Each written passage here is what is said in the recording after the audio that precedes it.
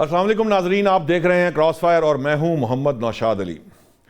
नाजरीन, America Iran जंग ख़त्म हो चुकी है। अमली तौर पर ऐसा हो ना हो, लेकिन नफसियाती तौर पर ये ऐसा ही है। जो ईरान जो है वो ये जंग जीत चुका है। इसराइल अमेरिका दोनों ये जंग हार चुके हैं। नफसियाती तौर पर ये जो है ना, ये तासुर है। जो कल बातचीत की जो अमेरिकी सदर हैं डोनाल्ड ट्रंप ने, जब उन्होंने कहा कि जी इस जंग ये जो अपनाए हरमज़ है ये खुले ना खुले, हम यहाँ पर नहीं होंगे, हम यहाँ से निकल जाएंगे, 2 से 3 हफ्ते लग सकते हैं, लेकिन बहरहाल ये वो लोग जो अपनाए हरमज़ खुलवाएं जिनका इससे कोई ताल्लुक है, हमारा इससे कोई ताल्लुक नहीं, कोई लेना देना नहीं। वो लोग, वो ममालिक खुद अपना दिफा खुद करें, अमेरिका उनका जिम्मेदार नहीं है। इस तरह की बातें उन्होंने कल कहीं, लेकिन चूँकि आप जानते हैं कि वो पल में तोला पल में माशा, अभी शायद 24 घंटे भी नहीं गुजरे थे तो उन्होंने एक और जो बयान दिया जिसमें उन्होंने दुनिया को ये बताने की कोशिश की कि दरअसल ये जो सीज़ फायर है इसकी दरख्वास्त ईरान ने की है।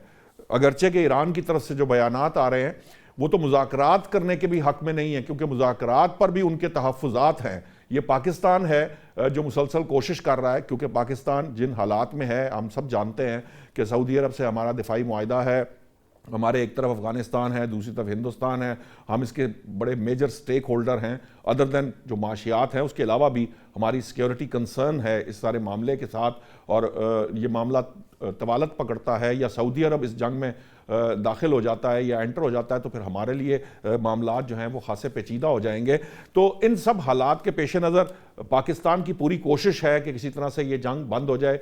पाकिस्तान ने 4 वज़रा जो खारजा हैं, जिनमें 2 जो थे वो थे जो पाकिस्तान के साथ सालिसी की कोशिश कर रहे हैं। सऊदी अरब नुमाइंदगी कर रहा था खलीजी ममालिक की, उनके वज़ीर खारजा थे इस्लामाबाद में, और इन्होंने जो बातचीत की उसके बाद हमारे जो नायब वज़ीर आज़म और वज़ीर खारजा हैं वो चीन गए, और फिर वहाँ से एक एलामिया की शक्ल में 5 नुकात सामने आए जिसके अंदर वो तमाम बातें नहीं थीं जो कि अमेरिका के 15 नुकाती जिसे कह लीजिए तजावीज़ में थी, जो अमेरिका ने पेश की थी वो नहीं थी। और उसके चंद घंटों बाद अमेरिका ने जो कल रात का जो हमारे अमेरिकी सदर साहब जो हैं डोनाल्ड ट्रंप, उनका जो बयान आया था वो उसके चंद घंटे बाद था। अब कुछ और घंटे गुजरे तो उनका बयान मज़ीद आगे बढ़ गया कि ईरान जो है वो सीज़ फायर कह रहा है। बहरहाल ये जो सिचुएशन है इस वक्त हमारे सामने हमें नज़र आ रही है।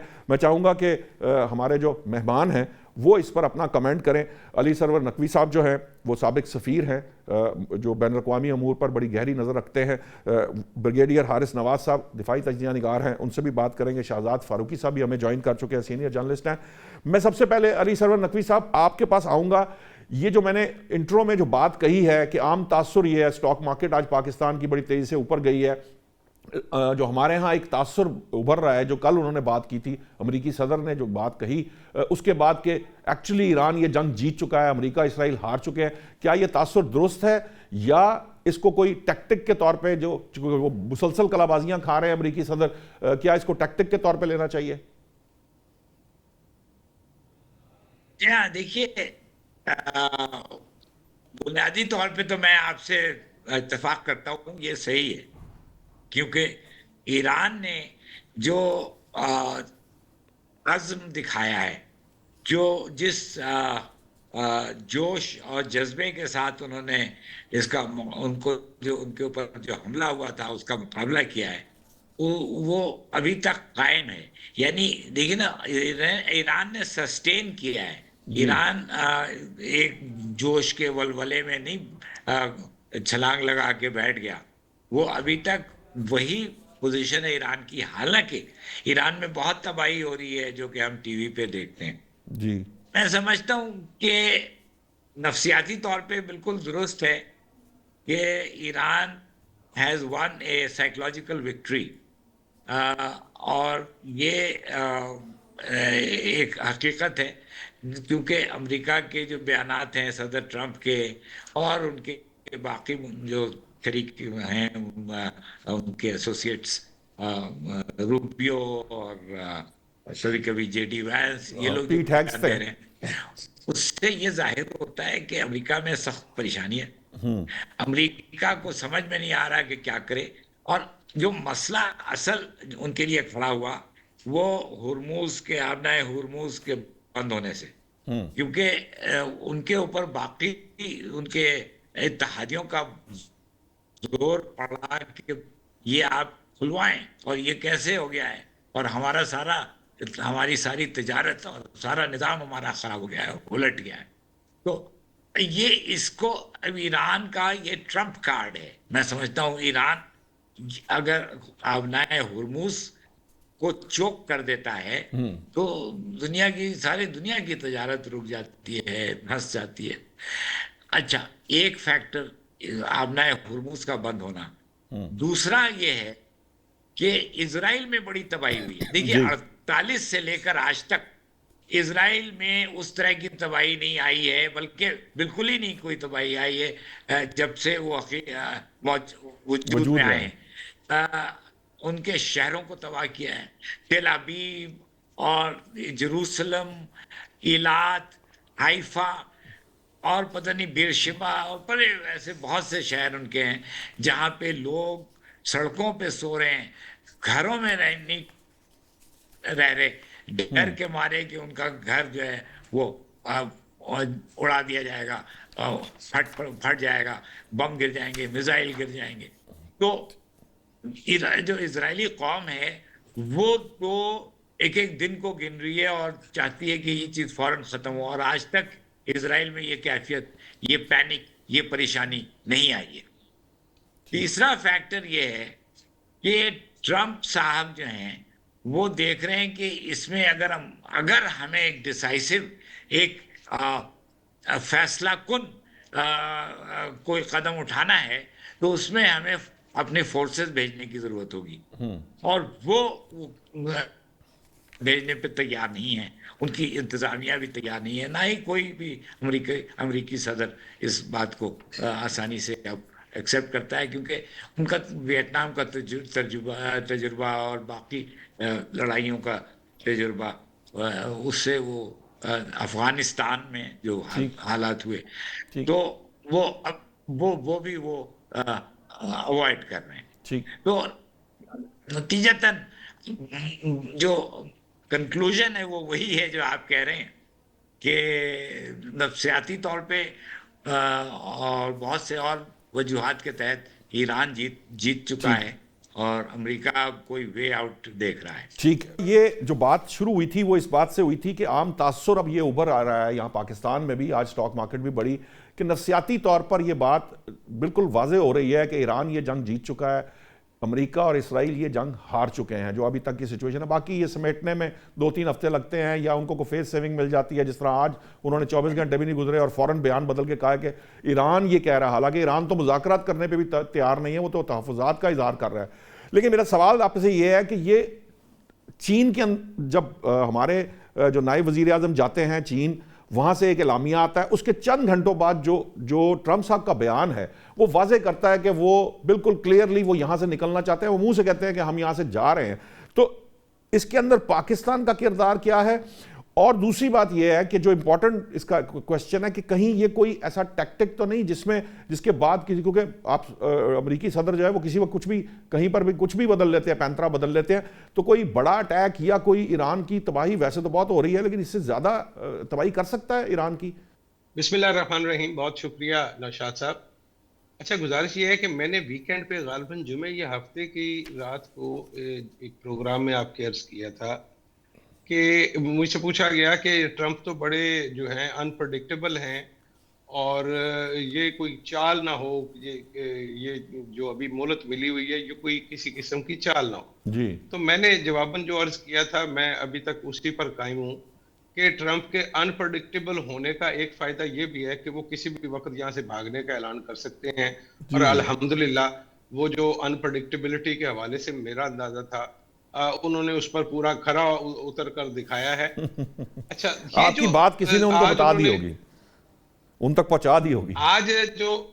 आज उन्होंने जो ऐलान किया, मैं आपको बताऊं कि ये नजर आ रहा है मुझे। देखिए, पोलैंड जैसा मुल्क जब आपको कहना कि मैं अपना सही बात जो दिफाई निज़ाम है वो आपके कहने पे मैं यहाँ से मुंतकिल नहीं कर सकता, ठीक तो बात। इसका मतलब ये है कि दाने खत्म हो गए हैं, कहानी मुक गई है। अब आज बरतानवी वजीर आजम ने भी बिल्कुल बिल्कुल दो टोक ऐलान में कहा है कि जी हम इस जंग का हिस्सा नहीं बनेंगे। मैं वही अर्ज कर रहा हूं कि यूरोप के बेशतर ममालिक जो हैं वो तकरीबन इस सारे खेल से निकल चुके हैं, उन्होंने लातलकी का इजहार किया है। ट्रंप साहब की होशियारी समझ लें या समझदारी समझ लें कि वो अगर कोई जंग करते हैं, अमेरिका साहब बहादुर अमूमी तौर पर, तो वो दूसरों के खर्चे पे जंग लड़ते हैं। वो कहते हैं हाँ भाई सऊदी अरब आप कितने पैसे दोगे, मैं इराक जा रहा हूँ, अच्छा भाई ईरान तुम क्या दोगे, फ्रांस क्या देगा, फलाना क्या देगा। तो वो नेटो का जो जब इन्होंने ऐलान किया ना, जब के यूक्रेन वाली जंग में अमेरिका अपने पल्ले से नहीं लड़ेगा और यूरोप को कंट्रीब्यूट करना होगा और जी यूरोप की जी हिफाजत हम उसी सूरत में करेंगे जब आप तमाम अपने हिस्से के मुताबिक पैसे देंगे। जी तो जी इसका मतलब ये है कि वो जो आप थानेदारी कर रहे थे वो बेसिकली इसी बात की कर रहे थे कि आप अपने खर्चे पे जाते थे, बाकी सारे मुल्कों को आप साथ लेते थे, अक़वाम मुत्तहिदा की करारदाद लेते थे और कहीं पे भी आप तहस नहस करने पहुंच जाते थे। अब अगर आपको पैसे चाहिए और आप चाहते हैं कि आपकी थानेदारी जो आप अपना हुक्म दुनिया से मनवाना चाहते हैं उसके लिए पैसे भी दूसरे लोग दें, तो ये जरा मुश्किल काम है।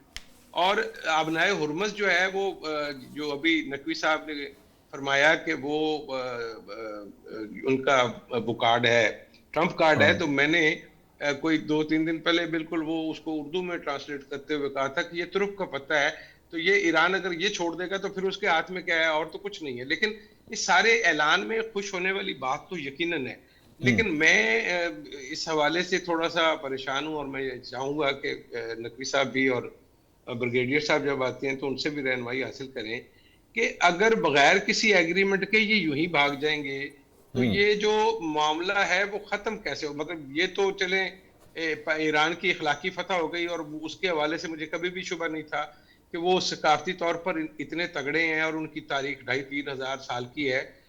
वो इतने अपनी जात के हवाले से, अपनी नेशनलिटी के हवाले से प्राउड लेते हैं वो कि वो मर जाएंगे, वो सरेंडर नहीं करेंगे।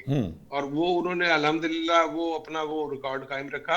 तो वो तो अपनी जगह पे है, लेकिन ये है कि आप पहले कह रहे थे कि हम रजीम चेंज करेंगे, आप वो नहीं कर पाए, फिर आपने कहा यहाँ से कोई इनका एटमी प्रोग्राम खत्म करना है, फिर आपने कहा हमने यूरेनियम लेना है। तो इसका मतलब ये है कि अभी आप जख्म चाटते हुए चले जाएंगे, कल को आप एक दूसरी ट्राई करते हैं 2-4 महीने बाद, या जी जी उसका इंदिया भी दिया है उन्होंने, शाहजाद साहब उन्होंने अपनी बातचीत में ही इसका इंदिया दिया है। उन्होंने कहा जो बची कुची ताकत ईरान की रह गई है उस पर हम काम करेंगे, इसका मकसद ही ये है कि हम वो जो जो जितनी हमें जिस चीज से मार पड़ी है वो हम। इसका मतलब ये है नौशाद साहब, फिर इसका मतलब मैं वही उसी तरफ आ रहा हूँ, मैं बेसिकली बात को उसी तरफ कि इसका मतलब ये है कि फिर इशू रिजॉल्व तो ना हुआ। अब हमारे जैसे ममालिक का इवन मतलब गैस की कीमतें तो यूरोप में भी बढ़ गई हैं, सिर्फ इस खित्ते में तो पेट्रोल का इशू है और गैस का इशू है। इंडिया में गैस का अजाब बना हुआ है, वो तो अजीबोगरीब किस्म की मीम्स देखने में आ रही हैं। तो ये एक ऐसा मसला है कि ये सिर्फ इस खित्ते का मसला नहीं है, ये पूरी दुनिया को अपनी लपेट में ले चुका हुआ है और जितने दिन गुजरेंगे ठीक है उतना ही ये मामला खराब होता आपका पॉइंट आ गया। मैं चाहूंगा ब्रिगेडियर आरिफ साहब से भी ये बात करें। ब्रिगेडियर साहब, शाहजाद साहब ये कह रहे हैं कि इस वक्त जो सिचुएशन है उसमें अगर जो अमेरिका है वो बगैर किसी वजह के यहां से बगैर किसी मुआहदे के अगर इस खित्ते से निकल जाता है जैसा वो कह रहा है, तो उस वक्त क्या सिचुएशन बनेगी? फिर वो दोबारा भी हमलावर हो सकता है। जून में भी उसने यही किया था। अब फिर अगर वो करके निकल जाता है और अपनी कमजोरियां कोताहियां जिसकी जो उसके साथ हुआ है उसके बाद दोबारा उनको ओवरकम करके आता है, तो मसला तो खित्ते का यूं का तू रहेगा बल्कि दुनिया का रहेगा, क्योंकि पूरी दुनिया इससे मुतासर होती है। देखिए बात यह है कि अमेरिका जो है ना वो अपने हाथों बांधना नहीं चाहता कि वो कह रहा है तस्फिया हो, उसमें ये बात ईरान करेगी कि मेरे पर आइंदा मुझे गारंटी दी जाए कि कोई मेरे पर इजराइल और अमेरिका जो है वो हमला नहीं करेंगे। नंबर 2 के जब हम IAEA का के मुताबिक हम अपने जो सिविल न्यूक्लियर के ऊपर, तो उसके बाद ये होगा कि फिर IAEA की इंस्पेक्शन और हमारी क्लियर हो जाती है तो हमारे पे तमाम सैंक्शन उठा लिए जाएंगे, ये भी नहीं होनी चाहिए। नंबर 3 मुझे चाहते हैं कि इसके बाद जो है आपका आपने ये जितना है स्टेट ऑफ हॉर्मोज में इनकी जानकारी रहे क्यों इंडस्ट्री से कंट्रोल चल रहा है, ये भी वो चाहते हैं। और इस तरह की शरायत है। उसके बाद ये चाहते हैं मिडिल ईस्ट से अमेरिका अपने अड्डे उठा के ले जाए। तो गिव एंड टेक जब सामने बैठते हैं तो कुछ बातें हो जाती, लेकिन अगर मेरा नहीं ख्याल कि एक यूनिलेटरी इजराइल में जस्ट लीव एंड चला जाए छोड़ के, उसमें इनकी ज्यादा सिफत होगी अमेरिकन थी कि एक सुपर पावर है, वो जंग कंप्लीट नहीं की, वापस चली गई है। उसके बाद जो वो कहता है कि मैंने नेवी को भी और एयरफोर्स को भी और फिर मैंने मिसाइल टेक्नोलॉजी को भी तकरीबन 80% नुकसान पहुंचा दिया है। ये रजीम चेंज हमने काफी हद तक कर दी है और अभी हम पॉजिटिव अच्छी फैसले होंगे, इस तरह की बात करते हैं। लेकिन देखना ये है कि अब ये इसके बाद ये पाकिस्तान के साथ जो 16 पॉइंट दिए हैं और ईरान ने 6 पॉइंट दिए हैं, इनको लेके आगे कैसे चलते हैं। और जाहिर है कि जब भी लड़ाई होती है तो एक दफा बैठ के आपको फैसला करना पड़ता है, नेगोशिएशन होती हैं और उसमें आप अपनी पॉइंट ऑफ स्ट्रेंथ से बात करते हैं। अगर ईरान इस वक्त बेहतर पोजिशन में तो वो स्ट्रॉन्ग पॉइंट से बात करेगा, अगर अमेरिका वीक विकेट है तो वो कमजोर बात करेंगे, ये देखने की बात होती है। ठीक ठीक है अलवी सरवर साहब, ये जो बात कह रहे हैं ब्रिगेडियर साहब, मुझे आपको लगता है कि अमेरिका, फर्ज कीजिए कि यूएस यहां से इसी तरह से निकलता है, तो क्या इसराइल ये जंग जारी रख सकता है एट इट्स ओन? मेरा नहीं ख्याल कि वो ये जंग जो है वो इसको जारी रखने की, उसको तो अच्छी खासी मार पड़ रही है और सिर्फ यहां से नहीं पड़ रही, लेबनान जो है वहां पे से हिजबुल्लाह जो है वो इसराइली इलाकों तक में दाखिल हो चुकी हुई है। बिल्कुल, मैं समझता हूं कि अगर अमेरिका, देखिए एक तो अमेरिका अगर यहाँ से जंग से निकल के वापस चला जाए तो यानी कि कोई एक्शन ना ले रहा हो और वो कहे कि अब हमारी विक्ट्री हो गई। एक तो ट्रम्प साहब ने कहा है कि रिजीम चेंज हो चुकी है, एक नई हुकूमत आ गई है, वो खुद उनके तस्वुर में वो इस तरह की बातें खुद ही समझ रहे हैं, खुद ही देख रहे हैं। अच्छा, दूसरे एटमी प्रोग्राम भी उनका खत्म कोई नहीं हुआ है, बैलिस्टिक मिसाइल प्रोग्राम भी नहीं खत्म हुआ है। तो ये सब इन बातों के बावजूद अगर वो फिर भी चले जाते हैं तो वो ऐसे ही है जैसे कोई मैदान छोड़ के भाग जाए, और that would be A defeat.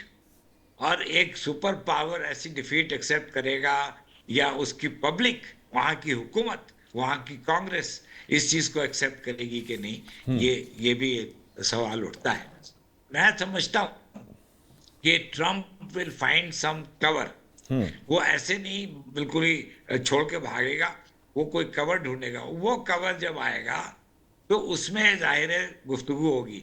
देखिए वियतनाम की जंग में डॉक्टर हेनरी किसिंजर जो हैं वो पेरिस भागे भागे गए थे और वियतनाम के फॉरेन मिनिस्टर उस जमाने में लू डक टू एक होते थे, वो उनसे उन्होंने बातचीत की और वियतनाम का डिमांड बहुत ज्यादा था, रिपेरेशंस का डिमांड उनका भी था कि जो उनके यहाँ जो तबाही नुकसान हुआ है उसका खमियाजा भुगता जाए, उसका अजाला दिया जाए। तो वो मैं समझता हूँ कि अब पाकिस्तान की बात हो रही है, पाकिस्तान इज ए वेन्यू, लेकिन जिनीवा वगैरह भी हो सकते हैं, कहीं ना कहीं गुफ्तगू इसकी होएगी और उसमें ट्रम्प साहब को बहुत सी बातें, या तो वो फैक्ट्स को बदल देंगे, उन हकीकत को बदल के कुछ और कहेंगे, लेकिन क्या दुनिया उसको तस्लीम करेगी? सब कुछ तो दुनिया के सामने हो रहा है सर, पहले भी इसराइल की तबाही भी है, अमेरिका के नुकसानात भी हैं, खुद कह रहे हैं कि 186 अरब डॉलर का तो सिर्फ खलीजी ममालिक का नुकसान हो गया माशी तौर पर इस सारे मामले के अंदर। तो इस सारे सिनारियों के बाद अगर बगैर कवर के चले जाएंगे तो लोग तस्लीम करेंगे? हाँ, वही ना कि वो बहुत एक अनटेनेबल पोजीशन जिसको कहते हैं अंग्रेजी में, अनटेनेबल पोजीशन होगी। दूसरे ये कि इजराइल अकेले तो नहीं लड़ेगा, ना लड़ पाएगा, क्योंकि उसमें जो वहां की अवान है वो उठ खड़ी होगी। नेतन्याहू ने बहुत सी ऐसी चीजें की हैं जिसपे एहतजाज होते रहे हैं, लेकिन अब जो जिस तरह का एहतजाज होगा कि आप एक्सपोज हो गए हैं, आप ईरान के सामने अकेले खड़े हैं और आपके ऊपर जो मिसाइल के अटैक और जो तशद्दुद उनकी तरफ से हो रहा है उसको कोई रोकने वाला नहीं है। तो they are not used to it. वो आज तक अमेरिका के बगैर उन्होंने कभी कोई चीज नहीं की है। तो वहां पे भी आई थिंक इजराइल अमेरिका के पास भागेगा और कहेगा कि कुछ कराओ। इवेंचुअली ये सारा कुछ हो हवा के कोई एक कवर सेटलमेंट होगा जिसमें के बज़ाहिर अमेरिका नहीं तस्लीम करेगा कि हार हुई है, लेकिन ईरान की फतह होगी। ठीक है, और अहमद वली साहब ने भी हमें ज्वाइन कर लिया। अहमद वली साहब, निशात साहब एक फिक्रा जी जी मैं शहजाद कहना चाहूंगा। जी जी, ये जैसे इसराइल की बात हो रही है ना, तो अमेरिका में भी इस वक्त 80 लाख से ज्यादा लोग सड़कों जी पर हैं। जी जी, हाँ जी, वहां पर अमेरिका भी में एहतजाज। सदर ट्रंप की रेटिंग जो है वो गिरी हुई है। इसराइल में भी जो मुजाहरे हो रहे हैं उसमें वो कह रहे हैं नेतन्याहू साहब अपने साहबजादे को जरा फ्रंट लाइन पर भेजें, फिर हमसे गुफ्तगू करें। वहां पर भी मुजाहरे हो रहे हैं, डिमांड्स वहां पे भी, असेंबली में भी ये आर्गूमेंट हो रहा है, अगरचे वो एक बिल पास कराने में कामयाब हुए। उसके ऊपर फिर किसी वक्त प्रोग्राम में बात करेंगे, जो वो फ़लस्तीनियों की जो जैसे कह लीजिए कि फांसियों से मुतल्लिक है। लेकिन अहमद वली साहब, मैं आपके पास आऊँगा। जो इस वक्त तक का हम कंक्लूजन सा ड्रॉ कर रहे हैं वो ये कि नफसियाती तौर पे तो ईरान ये जंग जीत चुका है। जो कल स्टेटमेंट यूएस प्रेसिडेंट ने दिया था उससे ये वाजे हो रहा था कि वो अब इस जंग से निकलना चाहते हैं। सवाल ये है कि अगर किसी मुआहदे के बगैर जाएंगे तो वो फिर उनके पास ये गुंजाइश है, क्योंकि कल उन्होंने ये कहा कि जी हम जो है ये बची कुची ताकत जो ईरान की है इसके बारे में काम करेंगे इसके ऊपर, और अल्टीमेटली दोबारा हमलावर होंगे। दोबारा हमले की सूरत में ये जो खित्ता है उसके अंदर जितना नुकसान अब हुआ है दोबारा हुआ, क्योंकि अबनाए हरमज़ का तो प्रैक्टिस हो गई, ईरान को वो रोक सकता है, इससे पहले कभी इस तरह नहीं हुआ। तो अब उनके पास तुर्क का पत्ता भी है। फिर जो बाबुल मंदब है उसके बारे में भी यमन ने ये हौसी बागी थ्रेट कर रहे हैं कि वो भी बंद की जा सकती है। तो ये जो प्रेशर है इसके सामने आपको लगता है कि कवर मिलेगा अमेरिका को, या वो लिए बगैर भी निकल सकता है इस जंग से? क्योंकि इसराइल तो बिल्कुल मेरे ख्याल से अब बिल्कुल उसकी तरफ से तो आवाज़ भी नहीं आ रही कोई। एक तो ट्रंप ने जो स्टेटमेंट दी है कि ईरान में बड़ी मुनासिब किस्म की क़यादत जो है उससे हमारी बातचीत चल रही है, जिससे ये जाहिर होता है कि उन्होंने तस्लीम कर लिया है कि जो भी क़यादत इस वक्त ईरान में है उनके साथ मुज़ाकरात हो सकते हैं। और दूसरी तरफ उन्होंने एक स्टेटमेंट दी है कि ईरान जो है उन्होंने सीज फायर का कहा है। ये आज उनके जो एलची हैं नेट विटकॉफ, वो उन्होंने कुछ उनको भेजा होगा पैगाम। तो पैगाम में ये है कि ऑब्वियसली ट्रंप के लिए ये जंग बहुत महंगी पड़ी है। बहुत ज़्यादा उधर प्रोटेस्ट हो रहे हैं, अमेरिका में उनकी मुखालफत हो रही है और रेटिंग भी नीचे जा रही है। लेकिन मसला ये कि ऑब्वियसली इस जंग के जो मज़मरात हैं वो बहुत ख़तरनाक हैं। ऑब्वियसली ईरान को उन्होंने काफ़ी हद तक नुकसान भी पहुंचाया है, और खलीजी ममालिक जो है उनकी इकॉनमी बहुत डाउन गई है। दोनों पार्टी जो है ईरान और अमेरिका क्लेम करेंगे कि जी हमने जंग जीत ली। तो जंग जो है वो एक्चुअली जो जीतता कोई नहीं है, लेकिन मसला ये है कि जो अहदाफ थे ट्रंप के वो कितने पूरे हुए ये जंग के बाद सामने आएगा क्या। क्योंकि वो स्टांस चेंज करते रहे, कभी क़यादत जो है वो चेंज करनी है, कभी न्यूक्लियर प्रोग्राम की बात करते हैं, कभी मिसाइल प्रोग्राम की बात करते हैं। तो वाज़े तौर पर एक मौक़िफ़ जो है वो सामने नहीं था, क्योंकि वो जल्दी में नेतन्याहू की उन्होंने बात मानी और एक हमला कर दिया, और मुज़ाकरात अभी जारी थे। ये एक बड़ा स्ट्रॉन्ग पॉइंट है ईरान के लिए कि मुज़ाकरात के दौरान उनके ऊपर हमला किया गया, और मुज़ाकरात होते तो शायद कामयाब भी हो जाते। ईरान बड़ा होपफुल था कि मुज़ाकरात होंगे, चले कोई अगर न्यूक्लियर प्रोग्राम के ऊपर होने या किसी और मसले के ऊपर होने तो चले कोई बातचीत होगी तो कोई रास्ता निकल आएगा। लेकिन ट्रंप ने एक दफ़ा दुनिया को ये बताने की कोशिश की है दोबारा से कि अमेरिका जो है वो धौंस धांधली से या अटैक करके भी अपनी बातें मनवा सकता है, लेकिन उसमें वो उस हद तक कामयाब नहीं गए, क्योंकि पीछे उनके जो अमेरिका में उन्होंने प्लेज किया था इलेक्शन से पहले कि जी मैं कोई नई जंग नहीं छेड़ूंगा, जो जंगें चल रही हैं उनको खत्म करेंगे, लेकिन खुद ही वो जंग छेड़कर बैठ गए।